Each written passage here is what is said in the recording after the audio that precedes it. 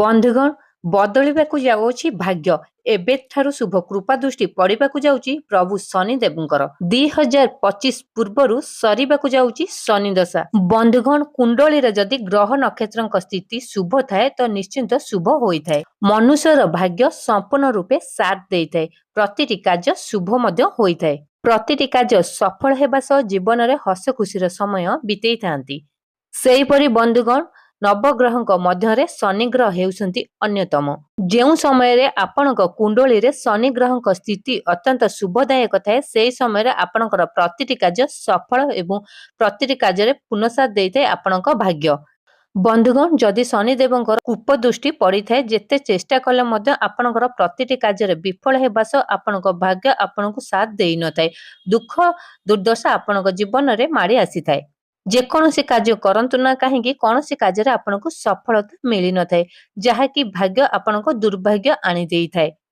ବନ୍ଧୁଗଣ, ଯାହାକି ନଭେମ୍ବର ମାସ ସରିବା ପୂର୍ବରୁ କିଛି ରାଶି ବ୍ୟକ୍ତିଙ୍କ ପାଇଁ ଅତ୍ୟନ୍ତ ଶୁଭ ସମୟ ଆରମ୍ଭ ହେବାକୁ ଯାଉଛି ପ୍ରଭୁ ଶନିଦେବଙ୍କ ଶୁଭ କୃପା ଦୃଷ୍ଟିରୁ। ବନ୍ଧୁଗଣ, ଜ୍ୟୋତିଷ ଶାସ୍ତ୍ର ଅନୁସାରେ ପ୍ରତ୍ୟେକ ଗ୍ରହ ନିର୍ଦ୍ଦିଷ୍ଟ ସମୟରେ ରାଶି ପରିବର୍ତ୍ତନ କରିଥାନ୍ତି, ଯାହାକି ନ୍ୟାୟର ଦେବତା ପ୍ରଭୁ ଶନିଦେବ କୁମ୍ଭ ରାଶିରେ ଏବେ ବିରାଜମାନ ଅଛନ୍ତି। ଏହି ଶୁଭ ସମୟରେ ଅନେକ ରାଶିଙ୍କ ମଧ୍ୟରେ ମଧ୍ୟ ଅନେକ ଶୁଭ ପ୍ରଭାବ ପଡ଼ିବାକୁ ଯାଉଅଛି, ଯାହାକି ଆର୍ଥିକ କ୍ଷେତ୍ର ହେଉ କିମ୍ବା କର୍ମକ୍ଷେତ୍ର ହେଉ ପ୍ରତିଟି କାର୍ଯ୍ୟରେ ଉନ୍ନତି ହେବା ସହ ସଫଳ ଆଣିଦେବ।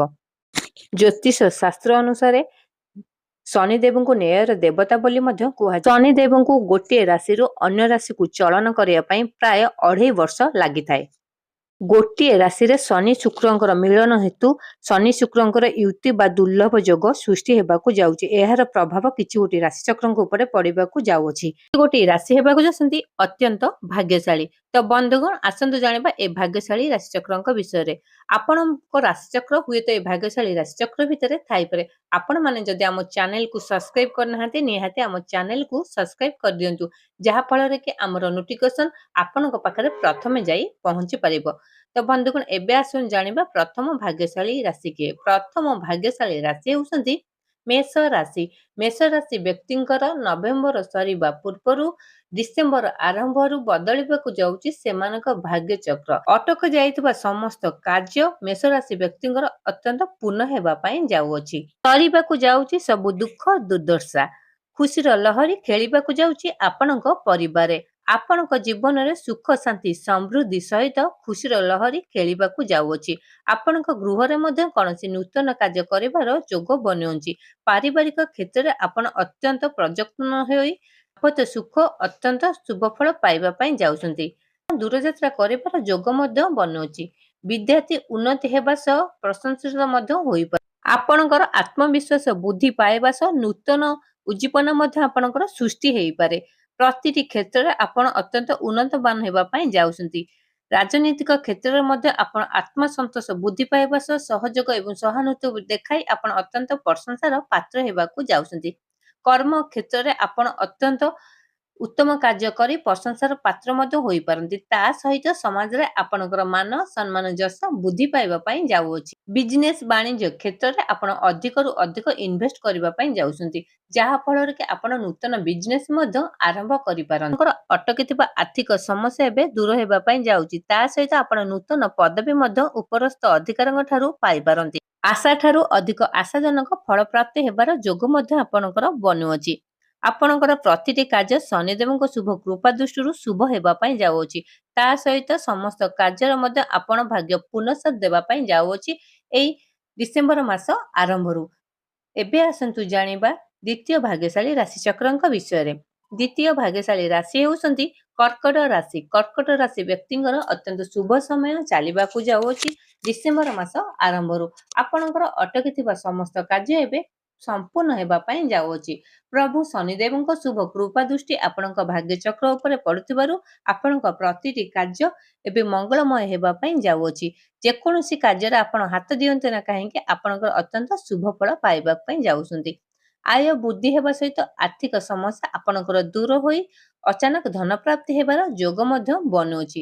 ପାରିବାରିକ କ୍ଷେତ୍ରରେ ସରସ ସୁନ୍ଦର ପ୍ରଯତ୍ନ କରି ଦାମ୍ପତ୍ୟର ସୁଖ ଅତ୍ୟନ୍ତ ଆପଣ ପାଇପାରିବେ। ତା ସହିତ ଆପଣଙ୍କ ଗୃହରେ ମଧ୍ୟ ସୁଖ ଶାନ୍ତି ସମୃଦ୍ଧି ଫେରି ଆସିବ। ବିଜନେସ ବାଣିଜ୍ୟ କ୍ଷେତ୍ରରେ ଆପଣ ଅଧିକରୁ ଅଧିକ ଇନଭେଷ୍ଟ କରିବା ସହିତ ନୂତନ ବିଜନେସ୍ ମଧ୍ୟ ଆରମ୍ଭ କରିପାରନ୍ତି, ଯାହା ଫଳରେ କି ସମାଜରେ ଆପଣଙ୍କର ମାନ ସମ୍ମାନ ଯଶ ବୃଦ୍ଧି ପାଇବା ପାଇଁ ଯାଉଅଛି। ଚାକିରି କ୍ଷେତ୍ରରେ ଆପଣ ନୂତନ ପଦବୀ ମଧ୍ୟ ପାଇପାରନ୍ତି। ରାଜନୈତିକ କ୍ଷେତ୍ରରେ ଆପଣ ଉପର ଅଧିକାରୀଙ୍କଠୁ ପ୍ରଶଂସାର ପାତ୍ର ମଧ୍ୟ ହୋଇପାରନ୍ତି। ପୌତ୍ରିକ ସମ୍ପତ୍ତିରୁ ଆପଣ ଅଚାନକ ଧନବାନ ହେବାର ଯୋଗ ମଧ୍ୟ ବନୁଅଛି। ଆପଣଙ୍କର ଅଟକିଥିବା ସମସ୍ତ ଆର୍ଥିକ ସମସ୍ୟା ଏବେ ଦୂର ହେବା ପାଇଁ ଯାଉଅଛି।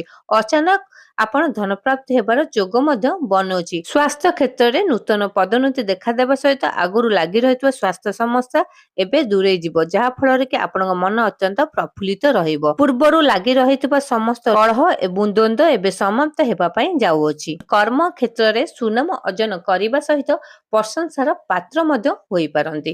ପ୍ରତିଟି କାର୍ଯ୍ୟ ମଙ୍ଗଳମୟ ଏବଂ ଶୁଭ ହେବା ପାଇଁ ଯାଉଅଛି ପ୍ରଭୁ ଶନିଦେବଙ୍କ ଶୁଭ କୃପା ଦୃଷ୍ଟିରୁ। ଏବେ ଆସନ୍ତୁ ଜାଣିବା ତୃତୀୟ ଭାଗ୍ୟଶାଳୀ ରାଶିଚକ୍ରଙ୍କ ବିଷୟରେ। ତୃତୀୟ ଭାଗ୍ୟଶାଳୀ ରାଶି ହେଉଛନ୍ତି ତୁଳା ରାଶି। ତୁଳା ରାଶି ବ୍ୟକ୍ତିଙ୍କର ଅତ୍ୟନ୍ତ ଶୁଭ ସମୟ ଚାଲିବାକୁ ଯାଉଛି ଡିସେମ୍ବର ମାସ ଆରମ୍ଭରୁ।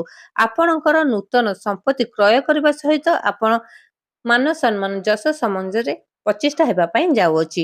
ଆପଣଙ୍କର ଲାଗି ରହିଥିବା ବାଦ ବିବାଦ ପ୍ରତିଦ୍ୱନ୍ଦିତା ପ୍ରତିଯୋଗିତା ସମସ୍ତ ସମାପ୍ତ ହୋଇ ଆପଣ ନୂତନ ପଦବୀ ମଧ୍ୟ ପାଇପାରନ୍ତି।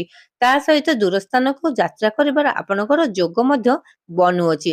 ଆପଣଙ୍କ ଗୃହରେ ନୂତନ ମାଙ୍ଗଳିକ କାର୍ଯ୍ୟ କରିବା ସହିତ ଅନ୍ୟମାନଙ୍କ ଠାରୁ ଆଶୀର୍ବାଦ ମଧ୍ୟ ଆପଣ ପାଇପାରନ୍ତି। ଆକସ୍ମିକ ଭାବେ ଆପଣ ଧନପ୍ରାପ୍ତ ହେବାର ଯୋଗ ବନୁଅଛି। ତା ସହିତ ପୌତ୍ରିକ ସମ୍ପତ୍ତିରୁ ମଧ୍ୟ ଆପଣ ଲାଭବାନ ହୋଇପାରନ୍ତି। ଆପଣ ଯେକୌଣସି କାର୍ଯ୍ୟରେ ହାତ ଦିଅନ୍ତୁ ନା କାହିଁକି ପ୍ରତିଟି କାର୍ଯ୍ୟ ଆପଣଙ୍କର ସଫଳ ହେବା ପାଇଁ ଯାଉଅଛି। ଭାଗ୍ୟ ଆପଣଙ୍କୁ ପୁନଃସାଥ ଦେବ ପ୍ରଭୁ ଶନିଦେବଙ୍କ ଶୁଭ କୃପା ଦୃଷ୍ଟିରୁ। ପ୍ରତିଟି କାର୍ଯ୍ୟ ମଙ୍ଗଳ ଏବଂ ଶୁଭ ହେବା ପାଇଁ ଯାଉଅଛି। ବିଜନେସ୍ ବାଣିଜ୍ୟ କ୍ଷେତ୍ରରେ ମଧ୍ୟ ଆପଣ ଅଧିକରୁ ଅଧିକ ଇନଭେଷ୍ଟ କରିବା ସହିତ ନୂତନ ବିଜନେସ୍ ମଧ୍ୟ ଆପଣ ଆରମ୍ଭ କରିପାରନ୍ତି। ଟ୍ରେଣ୍ଡିଂ କାମରେ ଆପଣ ପ୍ରଚୁର ଟଙ୍କା ରୋଜଗାର ମଧ୍ୟ କରିପାରନ୍ତି। ଆପଣ ଯେକୌଣସି କାର୍ଯ୍ୟ କରନ୍ତୁ ନା କାହିଁକି ଆପଣ ଅଧିକରୁ ଅଧିକ ଲାଭବାନ ହେବା ପାଇଁ ଯାଉଛନ୍ତି। ଏବେ ଆସନ୍ତୁ ଜାଣିବା ଚତୁର୍ଥ ଭାଗ୍ୟଶାଳୀ ରାଶିଚକ୍ରଙ୍କ ବିଷୟରେ। ଚତୁର୍ଥ ଭାଗ୍ୟଶାଳୀ ରାଶି ହେଲେ ଧନୁ ରାଶି। ଧନୁ ରାଶି ବ୍ୟକ୍ତିଙ୍କର ଅତ୍ୟନ୍ତ ଶୁଭ ସମୟ ଚାଲିବାକୁ ଯାଉଛି ପ୍ରଭୁ ଶନିଦେବଙ୍କ ଶୁଭ କୃପା ଦୃଷ୍ଟିରୁ। ଆପଣଙ୍କ ଜୀବନରେ ଲାଗି ରହିଥିବା ସମସ୍ତ ବାଦ ବିବାଦ ପ୍ରତିଦ୍ୱନ୍ଦିତା ଏବଂ ପ୍ରତିଯୋଗିତାମୂଳକ କାର୍ଯ୍ୟ ସମ୍ପୂର୍ଣ୍ଣ ହେବା ପାଇଁ ଯାଉଅଛି। ଆପଣ ଯେକୌଣସି କାର୍ଯ୍ୟରେ ହାତ ଦିଅନ୍ତୁ ନା କାହିଁକି ସଫଳତା ଆପଣଙ୍କୁ ନିଶ୍ଚୟ ପୁନଃସାଥ ଦେବ। ଆପଣଙ୍କ ଭାଗ୍ୟ ଆପଣଙ୍କୁ ସାଥ ଦେଉଥିବାରୁ ଆପଣ ପ୍ରତିଟି କାର୍ଯ୍ୟରେ ମଧ୍ୟ ଉନ୍ନତି କରିବା ପାଇଁ ଯାଉଛନ୍ତି। ଚାକିରି କ୍ଷେତ୍ରରେ ନୂତନ ପଦବୀ ପାଇବା ସହିତ ବିଜନେସ୍ ବାଣିଜ୍ୟ କ୍ଷେତ୍ରରେ ଅଧିକରୁ ଅଧିକ ଇନଭେଷ୍ଟ କରିବା ପାଇଁ ଯାଉଛନ୍ତି, ଯାହା ଫଳରେ କି ଆପଣଙ୍କର ପ୍ରତିଟି କାର୍ଯ୍ୟ ଅତ୍ୟନ୍ତ ଉତ୍ତମ ଲାଭ ପାଇପାରିବେ।